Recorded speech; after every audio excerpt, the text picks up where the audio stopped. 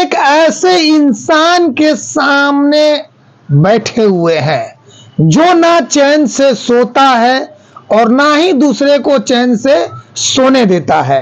नमस्कार, आप देख रहे हैं जी न्यूज बिहार में, आपका स्वागत है। और अभी हम पहुंचे हुए हैं राम इकबाल राय के निजी आवास मुजफ्फरपुर पे, और यहाँ से हम क्या दिखाने जा रहे हैं। बहुत दिन हो गया राम इकबाल जी को लोग भूल चुके होंगे, लेकिन हमारी सोच बनी कि नहीं, फिर लोगों के सामने इनको लाना चाहिए। और ये राम इकबाल राय हैं, जुझारू और लड़ाकू भी हैं। और ये कौन सी लड़ाई लड़ रहे हैं, तो पूरे बिहार और मुजफ्फरपुर और पंसलवा के जितने भी अवैध आरा मिल, प्लाईबोर्ड मिल और पिलिंग मिल, इसके विरुद्ध में इनकी लड़ाई चल रही है। और लगभग ये चरम सीमा पर लड़ाई चल रही है। इसी में जो है मामला एनजीटी दिल्ली में वहां पर दर्ज भी और सुनवाई भी चल रही है। और एक मामला मुजफ्फरपुर में भी चल रहा है। 12/2/2024 को एनजीटी का सुनवाई की तिथि थी। तिथि में क्या हुई और अगली तिथि में क्या होने वाली है, उस पर भी हम चर्चा करेंगे। सबसे पहले राम इकबाल जी, आपका स्वागत है हमारे कैमरे पर जी। 12/2/24 को जो एनजीटी का सुनवाई हुआ, क्या हुआ उसमें हम भाग लिए और हमसे पूछा गया कि क्या आप लिखे। हम लिखे कि ऐसे ऐसे बिहार में लकड़ी पलाई वो लोग जो है बिना लाइसेंस का है, और ये खास करके सरकार चलवा रही है।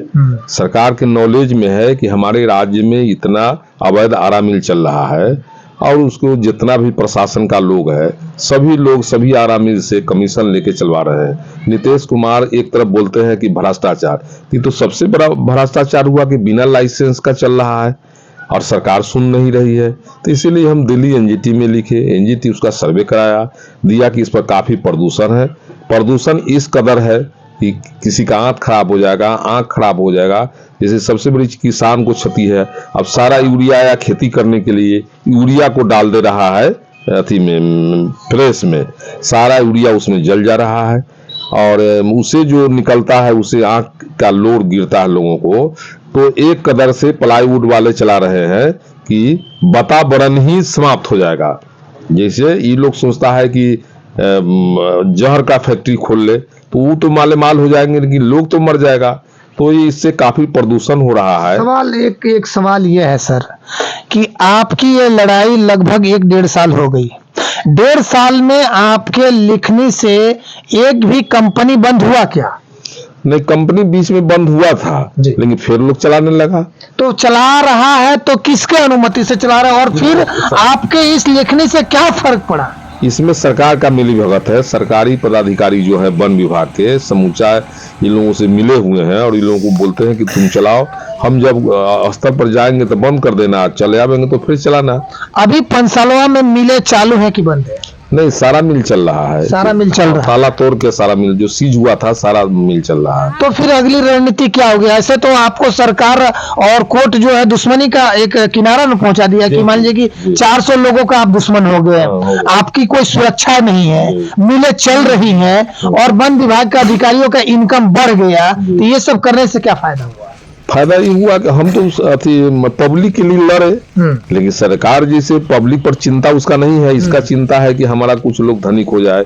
जैसे प्लाईवुड वाला सब कहीं कहीं का नाता जोड़ता है कि हमारा फलना है और गलत लाइसेंस चला रहा है, तो कोई ना कोई सत्य असत्य का तो जीत होता है। कभी हमारा क्या रहेगी लड़ाई? क्या ये लड़ाई में आप सफल रहेंगे या सफल होंगे, या सरकार के विरुद्ध कोई एक्शन लेने वाले हैं, या फिर न्यायालय की जो ये गैर रवैया दिख रही है, धीमी गति की जो रवैया दिख रही है, उस पर क्या कहेंगे आप?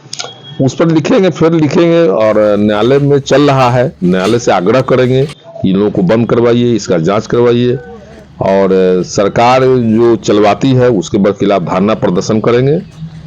जनता में इस बात को मैसेज देंगे कि ऐसे ऐसे इसे आपको क्षति हो रहा है, और इसे पब्लिक को बहुत क्षति होने जा रहा है। इसे रोकने के लिए प्लाईबोर्ड मिल वाले कहते हैं कि हम जीएसटी देते हैं।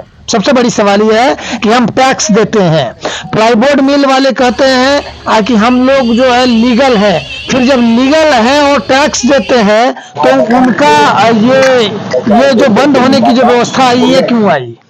नहीं, कहीं कोई टैक्स नहीं देता, वो टैक्स का चोरी करता है। अच्छा। जब लाइसेंस नहीं है तो कौन चीज का टैक्स देगा? तो फिर जीएसटी इंस्पेक्टर सोए हुए हैं इसका मतलब? हाँ, वो सब का मिली भगत है, सब कमीशन लेता है और माने इन लोग को बढ़ावा देता है कि तुम लोग चलाओ, कुछ नहीं होगा। सब लोग कहते हैं कि राम इकबाल जी एक ढोलक है, थोड़ा सा आवाज आया उसके बाद ढोलक फट गया, कहानी खत्म। जी नहीं, ऐसा नहीं है। हाँ, सत असत का जीत होता है। लड़ाई हम लड़ रहे हैं एनजीटी में, एनजीटी पक्ष में डिसीजन देगा। अगर न्याय होना होगा, अगर हमारा बात सत्य होगा तो मानव को अगर बचाना होगा तो सत्य होना चाहिए, मानव को नहीं बचाना होगा, सबको मार देना होगा तो इस सब मशीन वाला के पक्ष में दे दे। अगली तिथि कब तक है? 23/4/2024 में अगली तिथि है। हाँ, केस नंबर हुआ 112-23, अगली तिथि है 5/4/2024। और यदि इससे आपको अंतुष्टि हुआ, मिल चलती रही तो मिल चलती रही तो अब हम अपने थोड़ी बंद करना, हम तो लिखवे न करेंगे, तो फिर लिखेंगे एनजीटी को कि ऐसे ऐसे लोग चला रहा है।